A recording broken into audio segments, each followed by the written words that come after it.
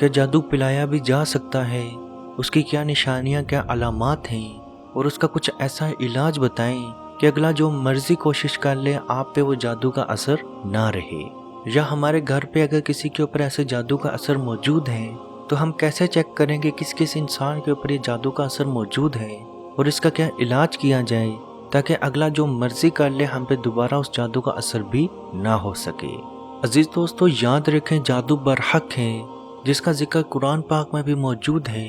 बेशक जादू एक कुफरिया अमल भी है और जादूगर का अंजाम भी कुरान पाक में बताया गया कि ना तो इनका दुनिया में कोई हिस्सा है और ना ही आखिरत में इनके पास कोई चीज होगी। और अजीज दोस्तों, अगर आप किसी जादूगर को भी जानते हो या किसी जादूगर से आपका वास्ता कभी पड़ा हो तो आप देखेंगे उसकी शक्ल खतरनाक किस्म की, डरावनी किस्म की उसकी शक्ल होगी।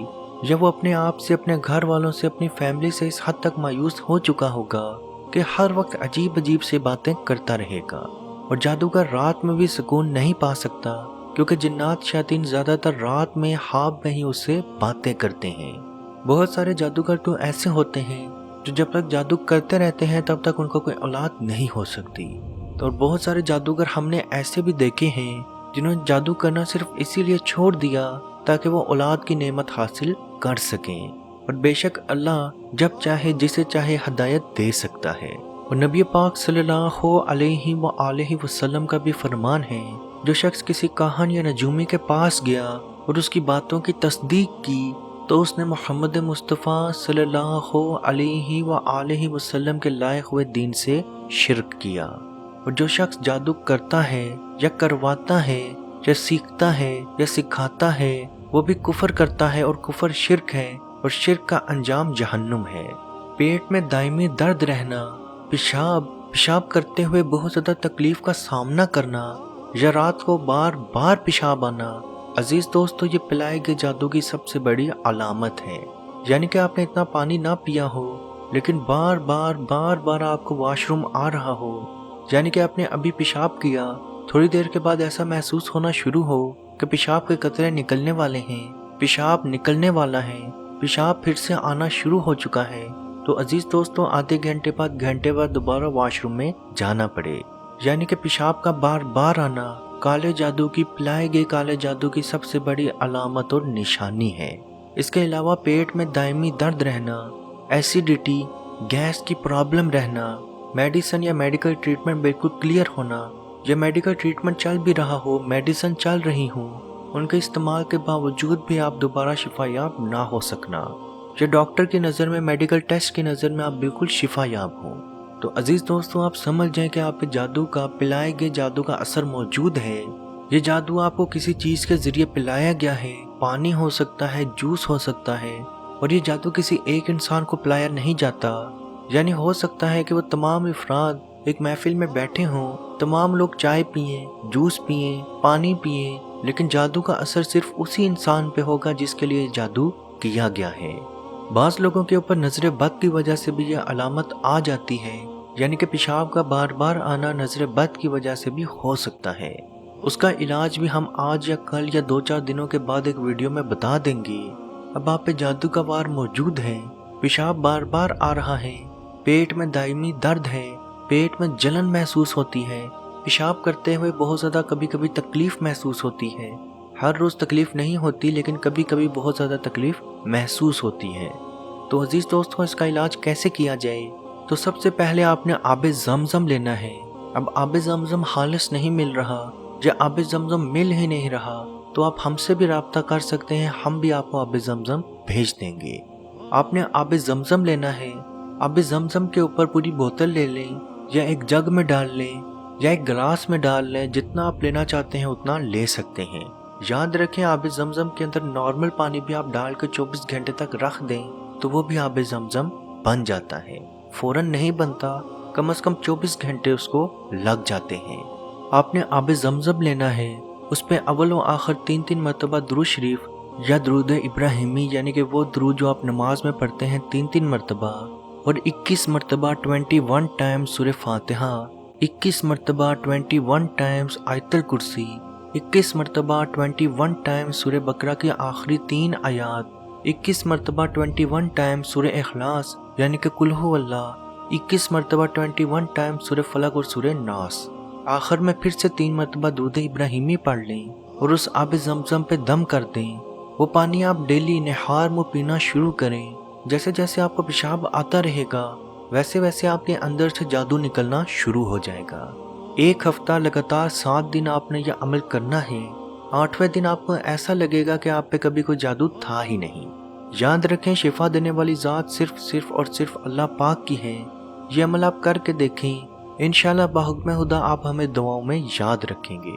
قرآن پاک میں بھی اللہ پاک ارشاد فرماتا ہے کہ جب کسی انسان کو تکلیف پہنچتی ہے تو لیٹا اور بیٹھا اور کھڑا ہر حال میں ہمیں پکارتا ہے، پھر جب ہم اس کی تکلیف اس سے دور کر دیتے ہیں تو وہ بے لحاظ ہو جاتا ہے اور اس طرح گزر جاتا ہے کہ گویا کسی تکلیف کے پہنچنے پر ہمیں کبھی پکارا ہی نہ تھا۔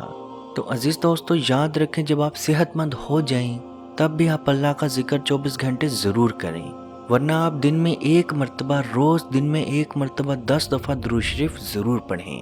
اب درود شریف لمبا ہے نہیں پڑھا جا سکتا تو صلی اللہ علیہ وآلہ وسلم، صلی اللہ علیہ وآلہ وسلم ہی پڑھ لیا کریں۔ چھوٹا سا درود ہے، 2 منٹ نہیں لگیں گے، 10 دفعہ پڑھ لیں گے تو آپ ضرور کوشش کریں کہ ہر روز جو مرضی ہو جائے ہم ہر روز 10 دفعہ درود شریف ضرور پڑھیں گے۔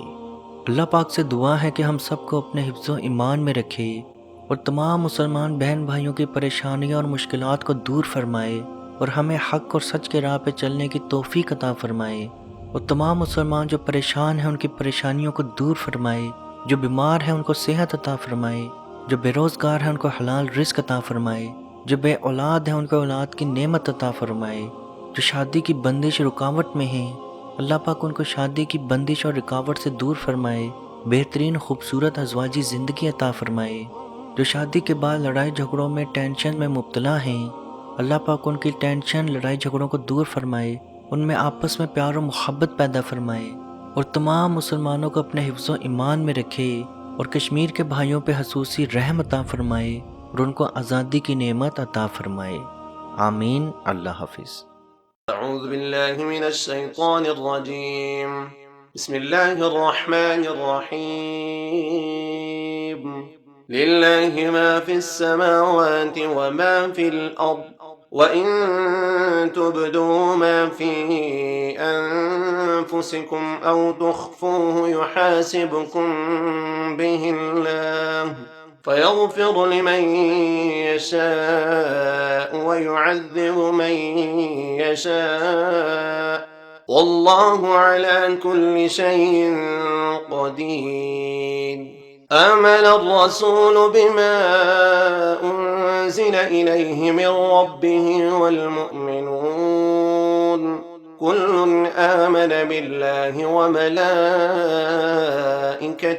وكتبه ورسله لا نفرق بين أحد من رسله وقالوا سمعنا وأطعنا غفرانك ربنا وإليك المصير لا يكلف الله نفسا إلا وسعها لها ما كسبت وعليها ما اكتسبت ربنا لا تؤاخذنا إن نسينا أو أخطأنا ربنا ولا تحمل علينا إصرا كما حملته على الذين من قبلنا ربنا ولا تحملنا ما لا طاقة لنا به واعف عنا واغفر لنا وارحمنا أنت مولانا فانصرنا على القوم الكافرين بسم الله الرحمن الرحيم أفحسبتم أنما خلقناكم عبثا وأنكم إلينا لا ترجعون فتعالى الله الملك الحق لا إله إلا هو رب العرش الكريم ومن يدع مع الله إلها آخر لا برهان له به فإنما حسابه عند ربه إنه لا يفلح الكافرون وقل رب اغفر وارحم وأنت خير الراحمين. مت پوچھئے کہ کیا ہے سرکار کی گلی میں، مت پوچھئے کہ کیا ہے